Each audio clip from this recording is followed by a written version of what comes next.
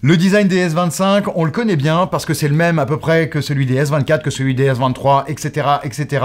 Samsung, comme depuis des années, eh bien, fait du Apple, c'est-à-dire recycle son design à ne plus savoir qu'en faire et limite à nous en faire vomir. C'est pas pour autant qu'il est pas efficace, je n'ai pas dit ça. Néanmoins, on manque un petit peu de nouveauté. D'ailleurs, les images que vous voyez défiler à l'écran depuis tout à l'heure ne sont pas celles des S25, mais celles des S24. Voilà, tout simplement. Alors au niveau des différences, eh bien c'est simple, visuellement il n'y en a qu'une. Elle se situe ici au niveau du module photo arrière, voilà, avec un nouveau cerclage qui est d'ailleurs légèrement décollé de la coque. Et comme a pu le relever le youtubeur Jerry Rig Everything, il suffit d'un petit coup de cutter pour pouvoir faire sauter les protections qui surmontent les lentilles. Donc un petit souci de finition cette année potentiellement. Pour le reste des différences de design avec les S24, il faut s'armer d'une balance de précision et d'un pied à coulisse, puisque en effet, ils perdent quelques grammes, moins de 5 à la louche, et 0,4 mm d'épaisseur.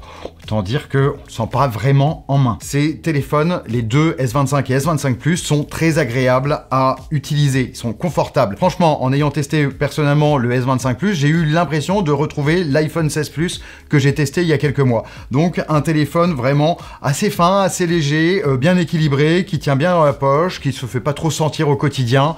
Franchement, on est sur un bon modèle. Sinon, sur la durabilité du produit, on est sur du Gorilla Glass Victus 2 à l'avant, à l'arrière. On a un cadre en aluminium, on a une certification IP68. Bref, ça coche toutes les cases. Hop hop hop, j'interromps cette vidéo pour vous parler de notre partenaire P-Cloud. Si vous êtes intéressé par les Galaxy S25, sachez qu'il y a une nouvelle fonctionnalité quand on filme. C'est la possibilité de filmer en HDR 10 bits et en log. Ça permet d'avoir un fichier vidéo brut sur lequel on va pouvoir travailler par la suite pour avoir des rendus de couleurs vraiment exceptionnels. Mais filmer avec un smartphone en très haute qualité, ça prend beaucoup de place dans le stockage. Et ben c'est ce que propose P-Cloud. C'est à la fois un service de stockage dans le cloud. Par exemple, si je fais des longs films de vacances avec mon Galaxy S25 en HDR 10 bits log, eh bien les fichiers dépassent systématiquement le giga de stockage. Et même sur les rushs courts qui durent que quelques secondes. Alors l'application P-Cloud, elle, grâce à la fonctionnalité téléversement automatique, elle peut uploader les photos ou les vidéos de votre choix dans un dossier sur votre espace P-Cloud. Une fois que c'est fait, elle efface le fichier de la mémoire de votre smartphone de manière totalement transparente. Mais pour plus de facilité, vous pouvez aussi choisir de synchroniser votre galerie dans le cloud. Comme ça, vous perdez jamais une seule photo. Après, l'application P-Cloud, elle est bourrée de fonctionnalités. Elle affiche les galeries photos comme sur le téléphone. Elle permet de partager n'importe quel fichier par un lien personnalisable. L'avantage de P-Cloud, c'est que vous payez le service une fois. Mais vous pouvez en profiter pendant 99 ans. Il y a plein d'offres disponibles, que ce soit pour les familles, pour les pros, bref, il y en a pour tout le monde. Vous pouvez profiter de 20 Go mis à disposition gratuitement en cliquant simplement sur le lien dans la description. Et merci encore à P-Cloud de soutenir cette vidéo. Allez, on retourne au test.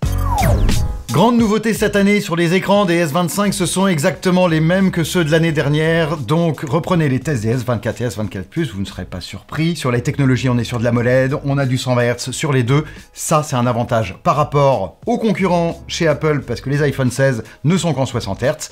Passons cela et revenons sur les dalles, où ensuite nous avons le plus gros point positif qui est la luminosité. La luminosité de ces deux téléphones est tout simplement magique. On dépasse les 1200 nits en luminosité SDR et en luminosité HDR, on passe au-delà des 2400 nits. Autant dire que même par un soleil radieux en plein été, on devrait pouvoir encore regarder les écrans confortablement. Et ce, sans bénéficier pour autant du traitement anti-reflet qui reste une exclusivité du Galaxy S25 Ultra. Cependant, il faut qu'on parle de la colorimétrie de ces écrans. Alors, c'est pas catastrophique, mais si vous voulez acheter un petit top sur internet, eh bien vous pourrez être déçu du résultat de la couleur que vous recevrez par la poste par rapport à ce que vous avez commandé en ligne. Alors on peut corriger un tout petit peu cela en restant sur le mode vif, donc qui est nativement paramétré sur le téléphone, et en décalant la température de couleur un cran vers le plus chaud. Voilà, là on réussit à récupérer un delta un peu meilleur et une température de couleur également un peu plus proche des 6500K que l'on vise. Je vous l'ai dit en introduction, ces Galaxy S25 corrigent le plus gros problème des Galaxy S24, à savoir eh bien leur puce, la puce qui les anime. L'année dernière, on avait malheureusement pour nous un Exynos 2400 qui était un petit peu asthmatique. Et bien cette année, Samsung nous fait la fleur de nous offrir un Snapdragon 8 Elite sur toute la génération, du S25 au S25 Ultra. Pour le S25 Edge, il faudra encore attendre un petit peu pour savoir ce qu'il en est. Et donc ce Snapdragon 8 Elite, que donne-t-il dans les S25? Parce que ça suffit pas de mettre un bon processeur dans un téléphone, il faut encore savoir l'optimiser pour qu'il puisse donner le meilleur de lui-même. Eh bien, à ce niveau-là, on va pas être très content avec les S25, dans le sens où il peut y avoir une certaine perte de puissance à cause d'une potentielle mauvaise dissipation de la chaleur à l'intérieur. Néanmoins, si on perd entre 20 et 30% de performance lorsqu'on charge à bloc le processeur, on en a encore suffisamment sous le coude pour pouvoir tout faire tourner, pour pouvoir prendre des photos rapidement, pour que l'interface eh bien, reste fluide et que nos jeux les plus gourmands également tournent à 60 fps. J'en veux pour preuve Genshin Impact qui, tout à fond, malgré l'affichage d'un avertissement indiquant que l'on pousse un peu trop le téléphone dans ses retranchements, eh bien, il tourne à merveille. À titre de comparaison, vous avez le OnePlus 13 qui, pour 90 € de moins que le S25 Plus, dont il est le concurrent, eh bien, vous offrira plus de performance, mieux maîtrisé, plus optimisé. Ensuite, aucun des trois téléphones ne chauffe extérieurement, malgré une heure de jeu par exemple dessus, eh bien, vous n'aurez pas de sensation de chaleur trop importante. Si la partie matérielle des Galaxy S25 n'a que peu changé cette année, c'est bien parce que Samsung a placé la majorité de ses billes sur son logiciel. Oui, ils sont équipés et ce sont les seuls actuellement à disposer de One UI 7. Cette nouvelle interface de Samsung change déjà au niveau visuel, c'est-à-dire que l'on a de nouvelles fonctionnalités, on a des icônes un peu plus arrondies, on a notamment un menu qui se sépare en deux, le menu des notifications et menu des paramètres rapides. On a également un tiroir d'applications qui désormais n'a plus besoin d'être scindé en plusieurs panneaux mais peut être déroulant comme un Xiaomi ou un Honor, etc. Et surtout sur One UI 7, nous avons tout le gros bloc Galaxy AI. Ça, c'est vraiment le fer de lance de Samsung. C'est pour ça que la firme coréenne a basé toute sa communication là-dessus pour les Galaxy S25 de cette année. Et donc en 2025, Galaxy AI s'enrichit de plein de nouvelles fonctionnalités, mais surtout d'une nouvelle approche qui tend à rendre l'expérience beaucoup plus transparente pour l'utilisateur. Par exemple, on va avoir NaoBrief qui va vous permettre d'avoir un résumé en temps réel de votre journée, c'est-à-dire un petit résumé le matin, un petit résumé l'après-midi, un petit résumé le soir, vous indiquant par exemple une telle playlist à écouter parce que vous aimez bien ça sur Spotify, ou sinon la météo qu'il va faire à tel endroit parce que vous allez vous y rendre, ou encore le prochain rendez-vous que vous allez avoir. Bref, c'est un petit assistant personnel de poche, c'est plutôt sympathique, plutôt pratique. On peut notamment l'afficher sur la Nao Bar, donc il y a un nouvel élément visuel qui apparaît sur l'écran d'accueil des Galaxy S25 et qui est un petit peu l'ersatz de Dynamic Island d'Apple, mais qui, au lieu de s'afficher en haut de l'écran, s'affiche ici en bas. Donc c'est plutôt pratique puisqu'on peut y accéder assez rapidement. Et on a également, via Google Gemini, eh bien, le cross-app. Donc ça, c'est vraiment l'univers global de la centralisation plutôt des fonctionnalités de Galaxy AI par Samsung. C'est-à-dire qu'en invoquant Gemini, on va pouvoir adresser tout plein d'autres applications qui se trouvent sur notre téléphone afin de les faire fonctionner ensemble pour répondre à une requête précise, mais donc avec une réponse beaucoup plus détaillée que l'on pouvait avoir auparavant. J'entends, par exemple, si vous demandez à votre téléphone, eh bien, trouve-moi 5 restaurants français à moins de 10 minutes d'ici et envoie la liste à un tel, eh bien, Gemini va ouvrir Google Maps, va rechercher les 5 restaurants français qui se trouvent dans le coin, parmi les meilleurs, bien évidemment, il faudra peut-être aussi lui préciser, et ensuite formera une liste qu'il proposera d'envoyer à la personne qu'on lui a demandé. Plutôt pratique. Ensuite, ça reste encore à ses débuts. Samsung nous l'a expliqué, pour que ce système vraiment soit à son plein potentiel, il faudra que les applications tiers eh bien, puissent venir se plugger sur le système du téléphone,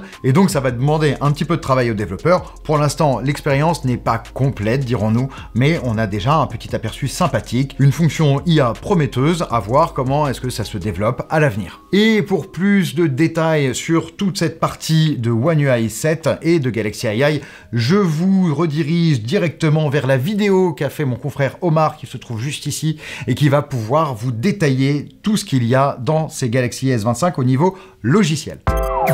Si chaque année l'on place parmi les meilleurs photophones du marché les Galaxy S version Ultra, eh bien les déclinaisons de cette gamme S n'ont pas forcément droit au même titre. C'est le cas ici des Galaxy S25 et S25 Plus qui ne vont pas révolutionner leur système en reprenant tout simplement à leur compte la même configuration photo que celle de l'année dernière sur les Galaxy S24. On a donc un grand angle de 50 mégapixels, un ultra grand angle de 12 mégapixels et enfin un téléobjectif de 10 mégapixels avec zoom optique x3. Et à l'avant, bien évidemment, nous avons également un capteur selfie qui reste le même que celui de l'année dernière aussi, à savoir un 12 mégapixels. Avec cette configuration photo, est-il possible d'une année sur l'autre, en ne changeant rien, d'avoir quelque chose de totalement différent? Non, du tout. Ce n'est pas pour ça que c'est mauvais. Néanmoins, on va conserver certains défauts et certaines qualités. D'une manière générale et globale, ce qui va pêcher sur ces Galaxy S25 et S25 Plus, c'est en mode nuit, tout simplement, en basse luminosité. Lorsque vraiment la lumière se fait rare, on va avoir une grosse perte de détails, on va avoir pas mal de bruit sur l'image. Si néanmoins, et c'est souvent la plupart du temps le cas, vous avez un lampadaire à côté, vous avez suffisamment de petites lumières, même dans un environnement tamisé, mais pas trop, eh bien vous aurez des clichés qui seront de bonne qualité. De jour, le constat sur le grand angle, eh bien c'est qu'il offre un bon niveau de détail, qu'il a plutôt une bonne dynamique. Néanmoins, on peut avoir un manque de netteté de temps en temps et un manque de punch dans certaines couleurs. Sur l'ultra grand angle, on a un petit peu moins de détails, c'est dû notamment au capteur de 12 mégapixels, ce serait pas mal d'ailleurs que Samsung pense à le changer pour du 50 mégapixels, ça lui serait bénéfique également pour les photos de nuit. Enfin, le téléobjectif, lui en x3 optique, son avantage principal, c'est d'être à peu près l'équivalent d'un 70 mm et donc d'être le très bon compagnon pour prendre des photos en mode portrait. La qualité de ce téléobjectif est ok, on peut avoir de temps en temps des soucis colorimétriques, mais c'est assez rare. Néanmoins, son plus gros point noir, ça va être la nuit, où à cause de ces 10 mégapixels, il ne va pas pouvoir faire de miracle. En basse luminosité, les résultats ne sont vraiment pas au rendez-vous. Et je vous parlais du mode portrait de ces Galaxy S25. Sachez que malgré toutes les années que Samsung a d'expérience en photographie, eh bien, il se fait encore prendre par les effets de bokeh, c'est-à-dire par exemple une zone dans les lunettes qui ne va pas être prise, ou encore des cheveux qui vont être mal détourés. Il y a encore une petite marge de progression de ce côté de l'algorithme. Alors bien sûr, concernant les nouveautés de Galaxy AI, je vous ai réorienté vers la vidéo d'Omar sur One UI. Néanmoins, je ne peux pas ne pas évoquer la gomme magique de Samsung qui fait partie des plus impressionnantes disponibles actuellement sur le marché. J'en veux pour preuve cette petite photo que vous voyez de moi, avec la main d'ailleurs, devant les yeux, et maintenant la main qui n'est plus devant les yeux. Et entre les deux, alors ce n'est pas mon bon visage, mais je trouve que le travail sur la barbe notamment a été très bien effectué. Bien évidemment, les yeux, c'est complètement à côté de la plaque, mais bon, on peut pas lui demander non plus d'inventer l'ininventable.